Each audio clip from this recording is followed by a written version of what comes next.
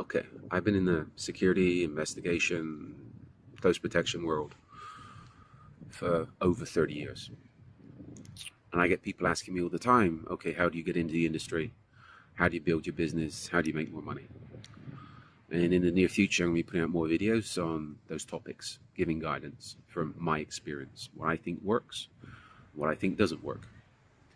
A lot of to do with getting work is being in the right place at the right time, luck, and more importantly, having a good reputation.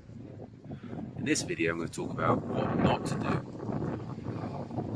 And one thing that I find amusing and also very pathetic is people that put their whole life online. They put their private life online.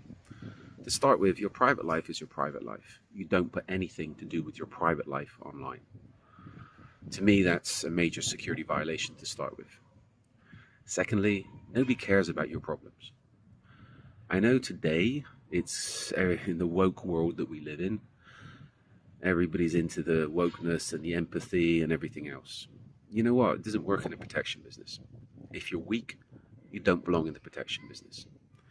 A client doesn't want to be protected by weak people.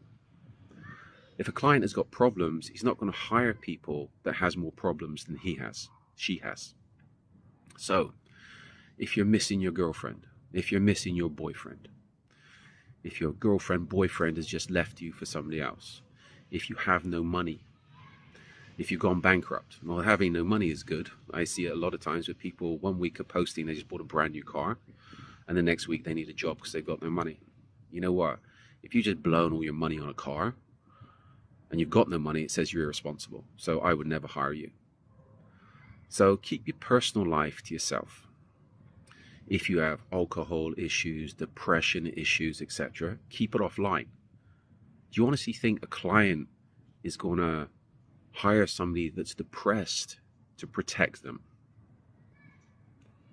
Are you going to hire somebody with emotional issues to protect you, look after you, your family, and your assets? If that person has, as I said, more issues than you and can turn out to be a liability, not an asset. I see it in the firearms business where there's how many people posting about depression, emotional issues, PTSD, etc. Well, there's a general rule in most places. If you're depressed, you shouldn't be around firearms. Such people need help, go and get your help. Personally, I avoid them. Why? Because employing such people, working with such people can cause you problems. They need help. They don't need to be in the close protection business. They don't need to be in the firearms business. To employ such people, how can I put it? The close protection business is about dealing with other people's problems, rectifying other people's problems. You don't want people you're employing to be involved in a problematic, hostile situation and they can't handle it. They end up having a breakdown. They end up freaking out. They end up overreacting. They end up causing more problems than solving problems. This is one business where, to put it politely, shit sticks. If somebody on your team screws up, that's also going to apply to you. You can do 2,000 good things. It's that one bad thing that happens, and it doesn't have to be you directly that does the one bad thing. People you're associated with, your reputation's done. From an employer perspective, I wouldn't hire such people because they can cause me problems, lose me contracts, and cost me money. So if you have personal problems, and everybody has problems, keep them to yourself. And think about it from the client's perspective. Think about it from a client's perspective. If you're hiring people to protect you, and this is common sense, if you're hiring people to protect you, you don't want weak people to be protecting you, right?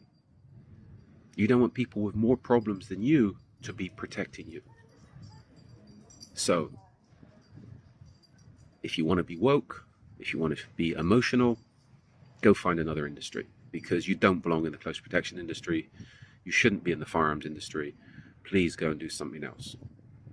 And if you're looking to get in the industry, be very careful what you put online and be very, very careful who you train with and associate with. because other people's reputations can destroy your reputations. So I hope that makes sense, because to me it's common sense.